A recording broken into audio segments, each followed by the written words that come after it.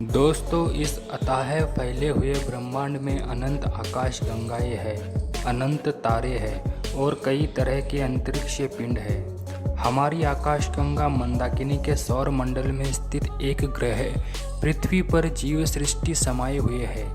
इस जीव सृष्टि में उत्पन्न हम मनुष्य हमेशा से ही ब्रह्मांड के बारे में जानने हेतु उत्सुक रहते हैं। पृथ्वी पर रहते हुए हम नग्न आंखों से कुछ ग्रहों को देख सकते हैं जो हमें बस एक तारे की तरह दिखते हैं। सन 1609 में महान वैज्ञानिक गैलीलियो गैलीली ने सर्वप्रथम एक मूल दूरदर्शी की सहायता से मंगल ग्रह का अवलोकन किया था। तभी से पृथ्वी का पड़ोसी ग्रह होने के नाते पृथ्वीवासी हमेशा से मंगल ग्रह को जानने हेतु जिज्ञासा बनाए हुए है। मंगल ग्रह कुछ पैमानों पर पृथ्वी जैसा ही है, तो क्या मंगल ग्रह पर भी पृथ्वी की तरह जीव सृष्टि है?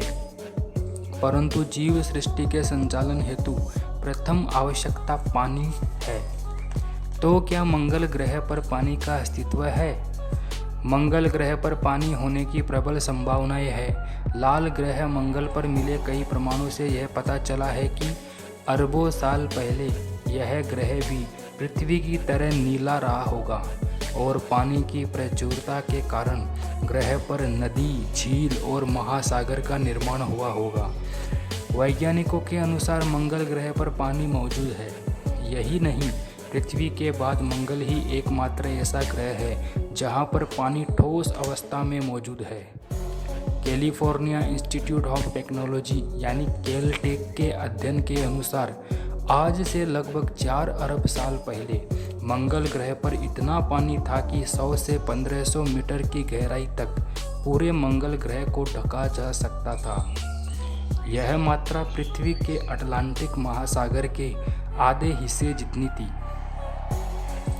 लेकिन इसके 1 अरब साल बाद मंगल ग्रह का सारा पानी अचानक से सूख गया और तब से अब तक सूखा ही है।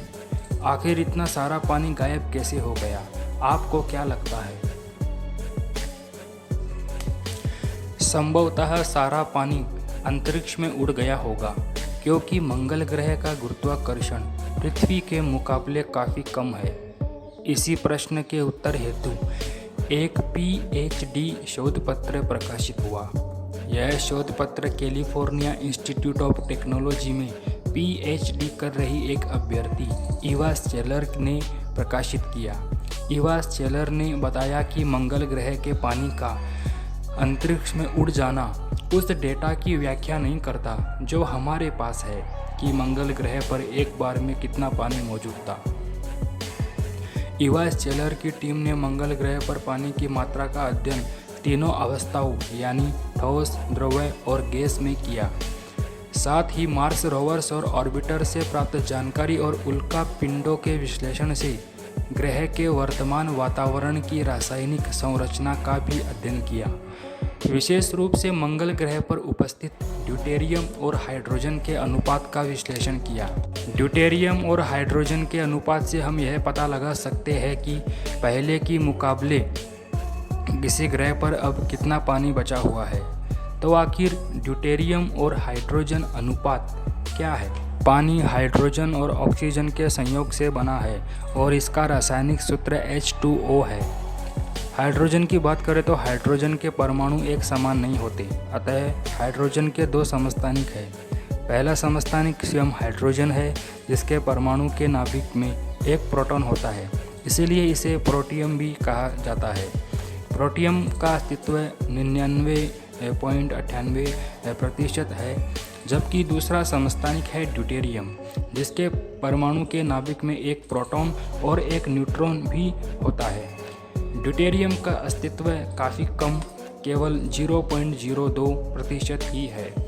ड्यूटेरियम को बाहरी हाइड्रोजन के नाम से भी जाना जाता है, क्योंकि इसका द्रव्यमान हाइड्रोजन या प्रोटियम से अधिक है। मंगल ग्रह पर अतीत में बड़ी मात्रा में पानी का अस्तित्व होना और ड्यूटेरियम का हाइड्रोजन से अनुपात, दोनों ही बातों से यह सिद्ध होता है कि मंगल ग्रह का सारा पानी केवल वायुमंडल के सहारे नहीं उड़ सकता। इसी तरह पानी का कुछ हिस्सा ही अंतरिक्ष में उड़ा होगा। टीम के अध्ययन का प्रस्ताव है कि मंगल ग्रह से पानी का गायब होना दो ही कारकों पर निर्भर है।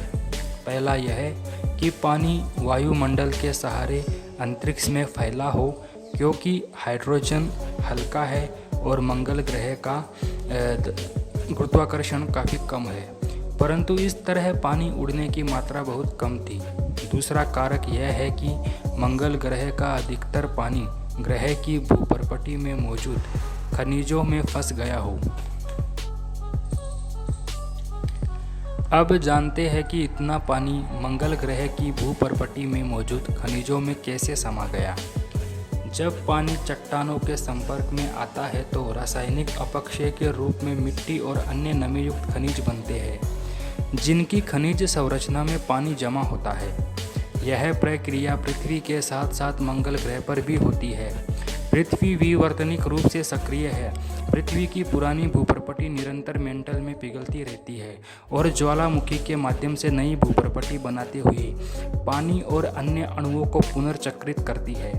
इसके विपरीत मंगल ग्रह विवर्तनिक रूप से निष्क्रिय है और एक बार सतह से पानी सूख जाने पर सूखे की स्थिति स्थायी हो जाती है।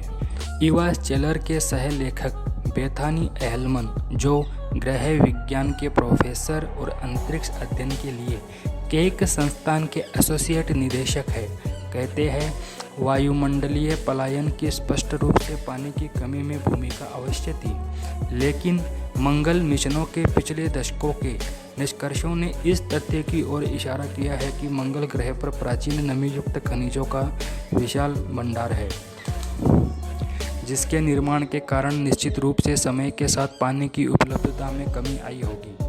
कैलटेक के शोध के अनुसार मंगल ग्रह पर मौजूद पानी का 30 से 90% पानी ग्रह के भूपटल में खनिजों के बीच फंसा हुआ है, जबकि पहले ऐसा माना जाता था कि ग्रह का सारा पानी अंतरिक्ष में उड़ गया होगा। ऐसे ही अमेजिंग जानकारी के लिए बने रहिए हमारे चैनल के साथ।